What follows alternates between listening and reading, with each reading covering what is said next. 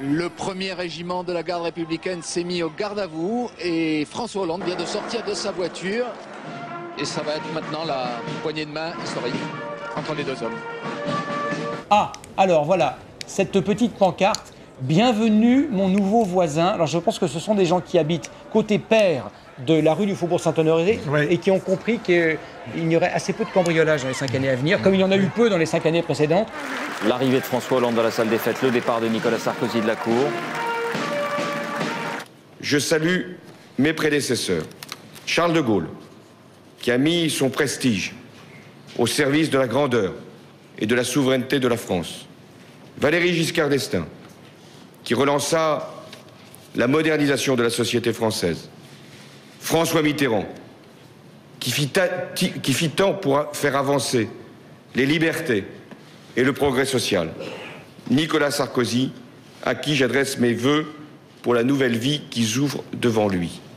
Voir hier le nouveau président de la République ne pas trouver un mot pour rendre hommage à 5 années d'action de Nicolas Sarkozy dans cette période de crise, ne pas trouver le geste pour le raccompagner jusqu'à sa voiture.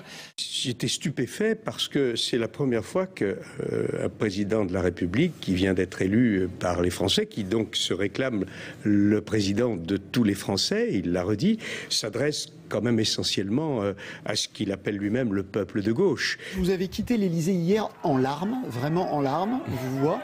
Qu'est-ce qui vous rendait si triste ?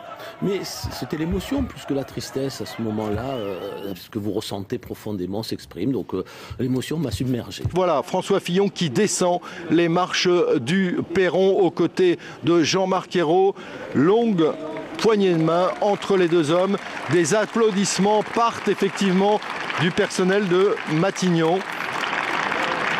Et je veux lui souhaiter bon vent dans la vie qui l'attend maintenant. Et à vous, monsieur le ministre, bon vent. Je souhaite maintenant bon vent. Bon vent pour la suite, cher François Baroin.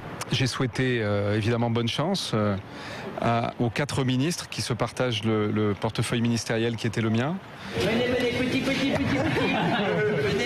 avec moi. Frédéric Mitterrand qui est en train de fermer lui-même les portes du ministère de la Culture. Voilà, vous êtes bien eu là. Allez, venez, on s'assied. Première réunion en direct sur BFM TV. Oh, allez, c'est bien, ça suffit, arrêtez le jeu. Et en saluant aujourd'hui la mémoire de Jules Ferry, je n'ignore rien de ses égarements politiques.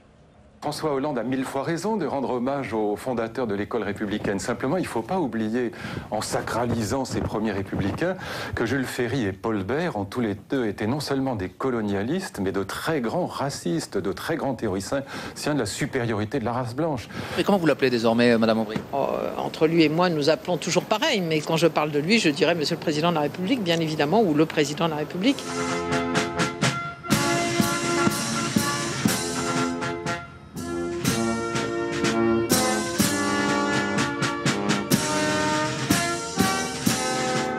Comme le disaient nos invités, investiture pluvieuse, investiture heureuse.